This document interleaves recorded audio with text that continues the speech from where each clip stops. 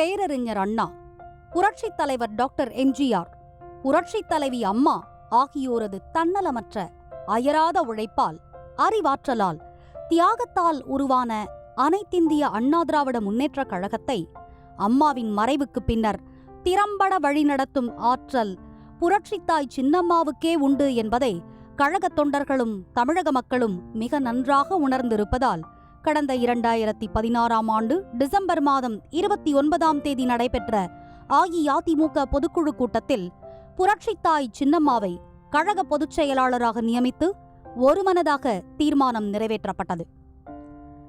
புரட்சித் தலைவி அம்மா 2016ஆம் ஆண்டு டிசம்பர் மாதம் 5ஆம் தேதி நாட்டு மக்களை கண்ணீர் கடலில் ஆழ்த்திவிட்டு இப்பூவுலகிலிருந்து விண்ணுலகம் சென்றபோது, அம்மாவுக்கு பின்னர் அஇஅதிமுக என்ற மாபெரும் இயக்கத்தை இனி யார் வழிநடத்துவது என்ற கேள்வி எழுந்தபோது 33 ஆண்டு காலம் அம்மாவுடன் உறுதுணையாக இருந்து கண்ணை இமை காப்பது போல் அம்மாவை பாதுகாத்து வந்த சின்னம்மாதான் அதற்கான முழு தகுதியை பெற்றவர் என்ற எண்ணமும் நம்பிக்கையும் அனைவர் மனதிலும் ஒரே நேரத்தில் எழுந்தது. இதனைத் தொடர்ந்து சின்னம்மாவிடம் அந்த பொறுப்பு ஒருமனதாக ஒப்படைக்கப்பட்டது. இதற்கு எத்தனையோ காரணங்கள் உண்டு.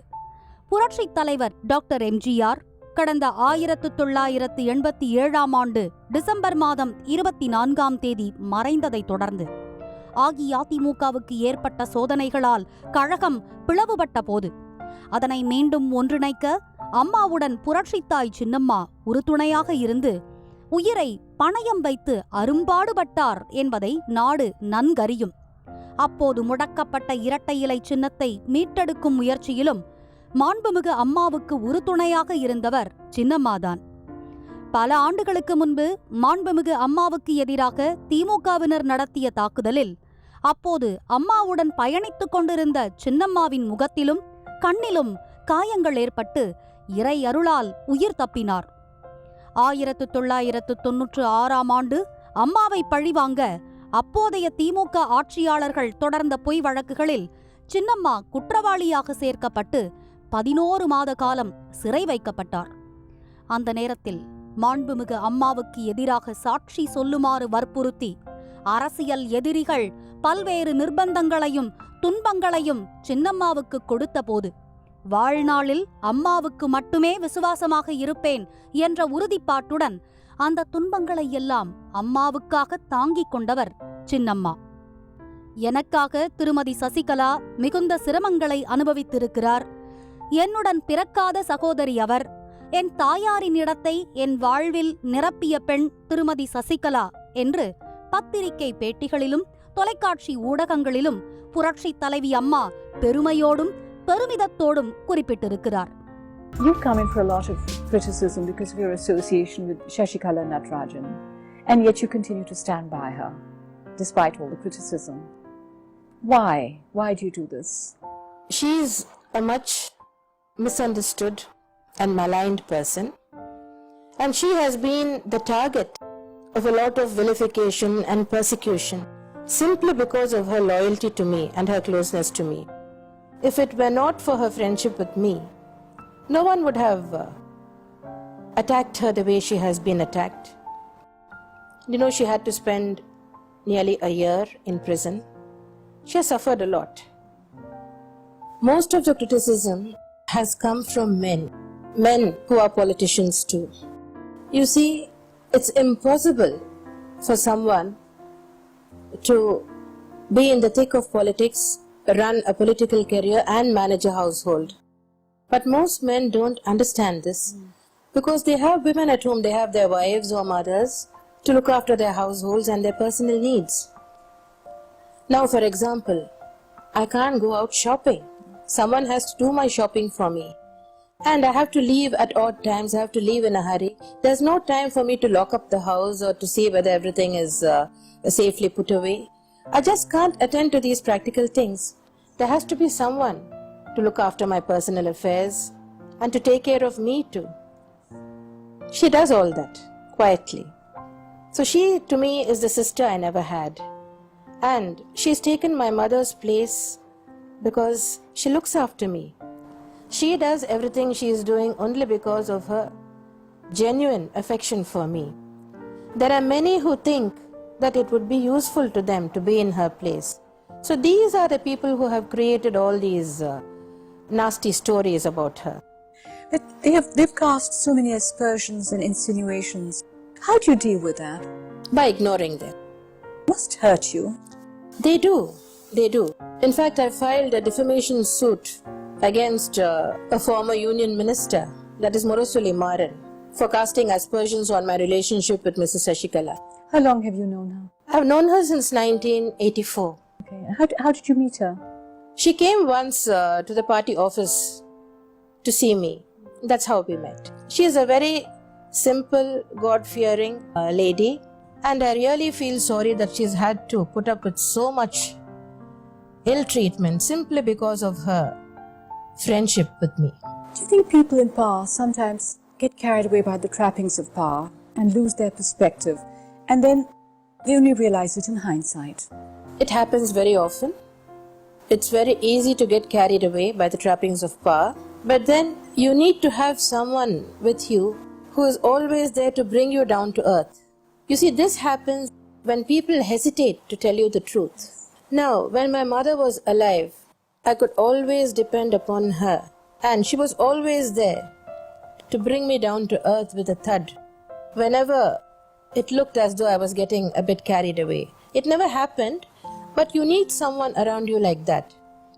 For example, when Mr. MGR was alive, I could never dream of getting carried away because he was always there to give me a knock on the head and bring me down to earth. Now, in my case, Mrs. Shashikala does that. Do you use her as a sounding board? Yes, of course. Because you must have somebody to share your successes with, to turn to for moral support. Yes, she gives me a lot of moral support. And if she feels I'm going wrong somewhere, she never hesitates to tell me so. And I take it from her as I would have if my mother were alive. 2016 ஆண்டு December 29ஆம் தேதி அஇஅதிமுக பொதுச் செயலாளராக புரட்சித்தாய் சின்னம்மா ஒருமனதாக தேர்ந்தெடுக்கப்பட்ட பின்னர் அம்மாவின் ஆட்சியை நீடிக்கச் செய்ய சின்னம்மா அரும்பாடுபட்டார். இன்னும் எத்தனை நூற்றாண்டுகள் கடந்தாலும் அஇஅதிமுக என்ற மாபெரும் மக்கள் இயக்கம் நாட்டு மக்களின் பேராதரவுடன் தனது பணியை தொடரும் என்று தமிழக சட்டப்பேரவையில் வீரமுழக்கமிட்ட அம்மாவின் கனவை இன்று வரை உறுதிபட நிறைவேற்றி வருபவர் புரட்சித்தாய் சின்னம்மாதான். இதற்காக எத்தனையோ பல இன்னல்களை எதிர்கொண்டு முறியடித்தவர் சின்னம்மா. அதன் பின்னர் அஇஅதிமுகவில் ஏற்பட்ட நிகழ்வுகள் மற்றும் 2017ஆம் ஆண்டு பிப்ரவரி மாதத்திலிருந்து 2021ஆம் ஆண்டு ஜனவரி மாதம் வரை பெங்களூரு சிறைவாசம் இவற்றையெல்லாம் கடந்து சின்னம்மாவின் தியாகப் பயணம் தொடர்கிறது. அஇஅதிமுகவின் பல்வேறு தரப்புகளையும் ஒருங்கிணைத்து கழகத்தை வெற்றிப்பாதையில் வழிநடத்திச் சென்று புரட்சித் தலைவி அம்மாவின் பொற்கால ஆட்சியை தமிழகத்தில் மீண்டும் மலரச் செய்தே தீருவேன் என்ற சூளுரையோடு தற்போது தமிழகத்தின் பல்வேறு பகுதிகளிலும் புரட்சி பயணம் மேற்கொண்டு மக்களை சந்தித்து வருகிறார் புரட்சித்தாய் சின்னம்மா. சின்னம்மா செல்லுமிடமெல்லாம் புரட்சித் தலைவி அம்மாவை சின்னம்மாவின் உருவத்தில் காண்பதாக தமிழக மக்கள், பெண்கள், இளைஞர்கள், தொழிலாளர்கள், விவசாயிகள் உள்ளிட்ட அனைத்து தரப்பினரும் தெரிவித்து வருகிறார்கள். கழக ஒற்றுமை என்பதை தாரக மந்திரமாக செல்லும் இடங்களிலெல்லாம் முழங்கி வருகிறார் புரட்சித்தாய் சின்னம்மா. தமிழகத்தின் முன்னேற்றத்திற்காகவும் தமிழக மக்களின் நலனுக்காகவும் நம் இயக்கம் ஒன்றுபட வேண்டிய அவசியம் இப்போது ஏற்பட்டுள்ளது.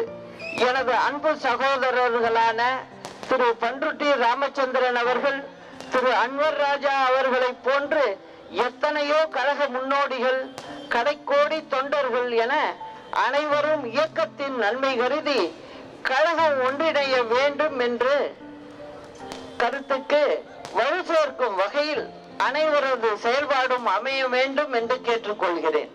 எனவே நடந்தவை நடந்தவையாக இருக்கட்டும், இனி நடப்பவை நல்லவையாக இருக்கட்டும் என்று ஒவ்வொருவரும் மனதில் வைத்து அனைவரும் ஒன்றிணைந்து ஒரு வலிமை மிக்க பேரியக்கமாக இன்னும் 100 ஆண்டுகளையும் கடந்து மக்களுக்காகவே இயங்கும் என்பதை இவ்வுலகிற்கு காட்டுவோம். வருகின்ற நாடாளுமன்ற தேர்தலில் நாம் அடைய போகின்ற மாபெரும் வெற்றியை நம் இருவரும் தலைவர்களின் காலடியில் சமர்ப்பிப்போம். புரட்சித்தாய் சின்னம்மாவை பல்வேறு பகுதிகளில் இருந்து வரும் அஇஅதிமுக நிர்வாகிகள், தொண்டர்கள் மற்றும் பொதுமக்கள் நாள்தோறும் சந்தித்து தங்கள் அன்பையும் விசுவாசத்தையும் வெளிப்படுத்தி வருகிறார்கள். அஇஅதிமுகவை ஒற்றுமையாக வழிநடத்தி மீண்டும் அம்மாவின் ஆட்சியை தமிழகத்தில் கொண்டு வரும் ஆற்றல் கொண்ட ஒரே தலைவர் சின்னம்மாதான் என்றும் அவர்கள் உறுதிபட தெரிவித்து வருகிறார்கள். இன்றைக்கு தமிழகத்தில் உள்ள பொதுமக்களின் எண்ணமும் கட்சி தொண்டர்களின் எண்ணமும் மீண்டும் அம்மா அவர்களுடைய பொற்கால ஆட்சி இந்த மாநிலத்தில் அமைய வேண்டும் என்பதுதான். அதனை நிறைவேற்றுவதற்கு சின்னம்மா எடுக்கின்ற முயற்சிகளுக்கு அனைவரும் துணை நிற்க வேண்டும் என்பதே தொண்டர்களின் எண்ணமாக இருக்கின்றது. அதைத்தான் இங்கே வருகின்ற கூட்டம் காட்டுகின்றது. புரட்சித்தாய் சின்னம்மா, புரட்சித்தாய் சின்னம்மா, புரட்சித்தாய் சின்னம்மா. புரட்சி தலைவி அம்மாவினுடைய அருகிலிருந்து தமிழகத்தை 33 ஆண்டு காலம் பசி நோக்காது, பதவி நோக்காது, உறவு நோக்காது, எதையும் நோக்காது தமிழக மக்களுக்காகவும் புரட்சி தலைவி அம்மாவுக்காகவும் வாழ்ந்த நம்முடைய தியாகத் தலைவி சின்னம்மாவினுடைய உண்மையான ஆட்சி மீண்டும் தமிழகத்தில் மலரும். தியாகத் தலைவி சின்னம்மா, தியாகத் தலைவி சின்னம்மா, தியாகத் தலைவி சின்னம்மா. எங்கள் வாழ்வும் எங்கள் வளமும் மங்காத அதிமுக, ஒன்றிணைந்த அதிமுக என்று சங்கே முழங்கு என்று தொண்டர்கள் புடைசூட தமிழகம் எங்கும் இருந்தும் இன்னைக்கு இருக்கக்கூடிய ஒரு கூட்டம் என்னன்னா, இது ஒரு உத்வேகமான உண்மையான அதிமுகவை மீட்டெடுக்க வேண்டும், ஒருங்கிணைக்க வேண்டும். அது சின்னம்மா தான். அஇஅதிமுகவை மீண்டும் அரியணையில் ஏற்ற வேண்டும் என்ற புரட்சித்தாய் சின்னம்மாவின் கனவு நிறைவேறும் நாள் வெகு தொலைவில் இல்லை என்பதை தமிழக மக்கள் நன்றாக உணர்ந்திருக்கிறார்கள் என்பது நிதர்சனமான உண்மை.